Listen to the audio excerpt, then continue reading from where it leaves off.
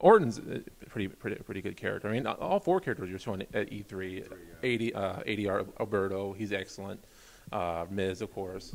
Yeah. I think, the four guys that we're showing, they all look pretty good.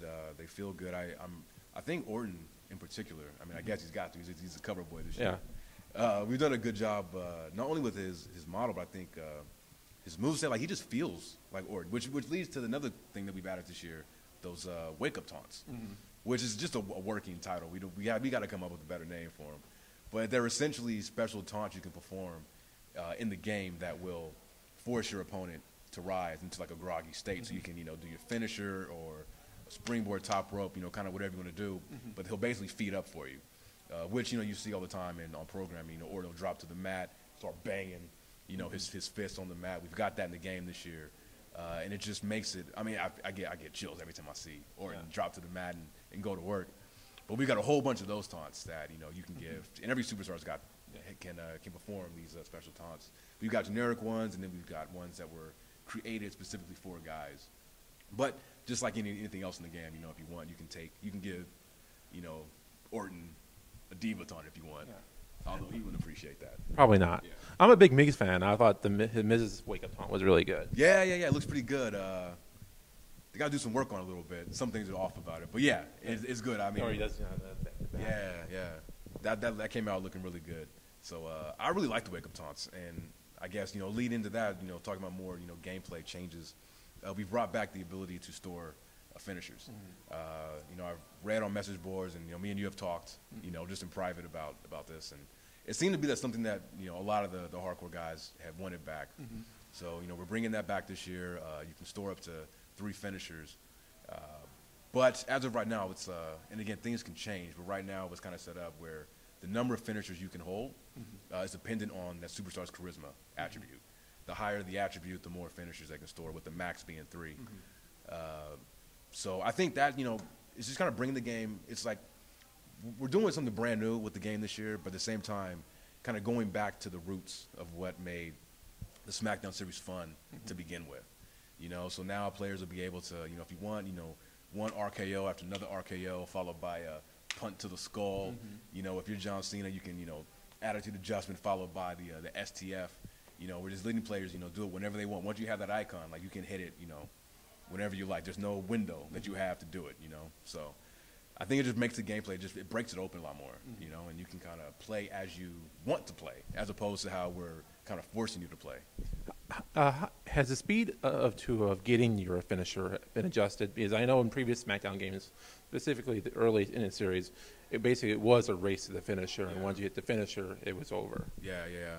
We're still in the midst of tuning everything for this year's game in WWE 12, but we're all kind of, and by all I mean, the guys on the design team are really focused on, on having it so that, we don't want it to be too long, building up that meter, but at the same time, we don't want it to be like you start the match and within a minute and a half, you've got your meter filled up and you're able to do your signature and your finisher. So it's just, finding that nice middle ground. And I think where the game is right now is definitely a really good starting point. I mean, I'm not sure how you feel. You've been playing it. What do you think? I think tell me right now. You got me. For some characters, it is very easy to get a finisher. Okay. Now, it's also easy to reverse the finishers too a little bit. So I mean, there is some there. I think it's usually, for the most part, it is a little bit easier to get the finisher, I think. Okay, this is great feedback to hear, man. That's why you're here. That's why this guy is here. So I can take this information and fix it and make this game. I'm not even gonna say try to be the best that it can be. I mean, I don't want to blow too much smoke up anybody's ass. I think sometimes I might get a little overzealous, and then people, kind of big it up to this, and then by the time they get it, it's like, oh, okay, yeah. I do that sometimes. I just get excited. I mean, I'm happy about the games, and I want you guys to be too. I just want to, kind of temper expectations. It's gonna be a good game, but just, try not to think that we're giving you 3 years worth of content in the 11 10 months. 10 months or 11 months. Yeah. Talk about some of the new. Is there any new match types this year? Can't talk about that right now. Okay. We're just really talking. I mean, you know the drill. We're just now starting to even talk about the game. So we gotta piece out all the information. Okay. But I'll just we will have some surprises. A lot of cool things that we'll be unveiling as we get further along into our push and our release date. Okay. Can you talk about any of the creation modes? I can. We've got, like I said, I mentioned earlier, we've got some new ones that will be debuting. Can't say what those are, but all the creation modes that we've had in the past, of course, back Creator Superstar. I know a lot of people were kind of upset. I'm not sure if people on your message boards, but I've read some places about the transparency issue and not being able to have that. That's back. I confirmed that it was yesterday. I booted up a build and just to make sure, 'cause I knew you guys were coming. Yeah. So anybody who was upset about the lack of transparency on tattoos or whatnot, fear not. That stuff's back in the game. New parts, of course, for Creator Superstar. Credit entrance, all that stuff that you would expect is back. Leading back to the whole bigger aspect of our game. How about Superstar Threads? Have there been any improvements to that? There have been some improvements to Superstar Threads. Can't really talk too much about it without spoiling roster stuff, but yeah, there's been some cool things. But again, I'm not gonna say it's fundamentally radically different. More options, maybe. There will be a couple more options. Okay. Cool. Like I said, for our create modes, we're definitely saving the best for those new modes that we're debuting. And by best, I mean you'll see the most amount of, obviously new content because they're new. But that was our emphasis this year, Tell us about how the new engines, how that's changed the game so much. Yeah, well, new engine, new technology is how I like. It's how I like to describe it because people hear new engine, they think and they expect something completely radically different, and we're bringing it different. But I mean, you had mentioned it yesterday when we were all talking about how on the surface, of course, the game looks better, but it doesn't look radically different. But once you play it and once you see it in action, I think that's the true test, and that's how you can get a sense of like, wow, this is a lot more fluid, a lot more responsive. And our new tech that's powering the game this year is definitely helping that.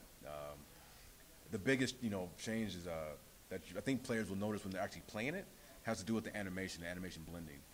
Things just kind of the action just blends a lot smoother together, and we've made a concentrated effort to eliminate, not mitigate, but eliminate a lot of the warping and character popping that occurs in the ring. So, like for example, John Cena's five knuckle shuffle. Yeah, how before you could be in the corner, trigger it, and your moves, both you and the defender, are warped into the middle of the ring. Like this year, we drew a line in the sand, and we said no more of this.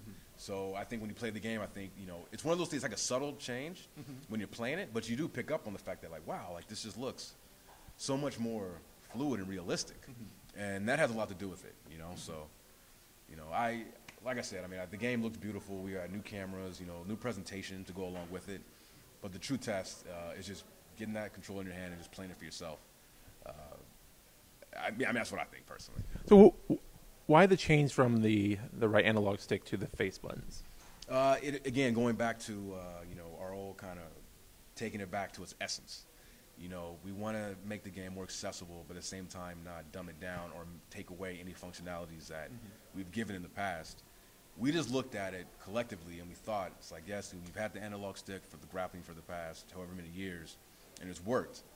But at the same time, it's not the most intuitive control scheme and I know probably the hardcore guys don't want to hear this for the newbies, but the thing is, we feel our games are fun, and we want the most amount of people to be able to, try out our games, whether they're, WWE fans, wrestling fans who have never played our game, or maybe have played in the past and have thought that, for whatever reason, it just got too kind of complicated. We wanted to just say, no, if you like wrestling, if you are a WWE fan, a ROH fan, a fan of sports entertainment, of wrestling, please come, give us a try.